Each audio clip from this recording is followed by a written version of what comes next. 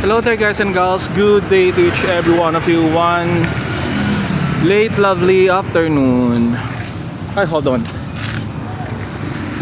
I have here another batch of scraps, empty bottles and another type of bottles.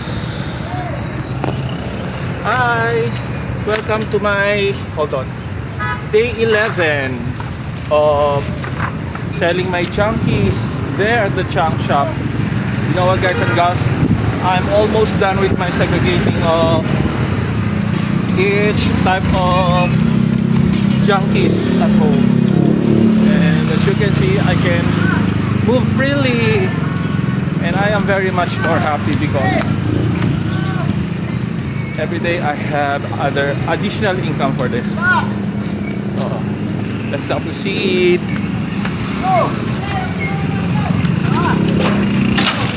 Hi Ate Salve. So guys and girls, if you have time to collect, select, and get all the scraps in your backyard, do it, and afterwards you can sell it and turn money. But for now, shout out to everyone too.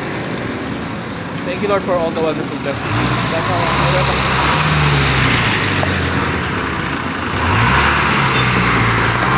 So for how much this would be? There are some customers that Ate Salve assisting.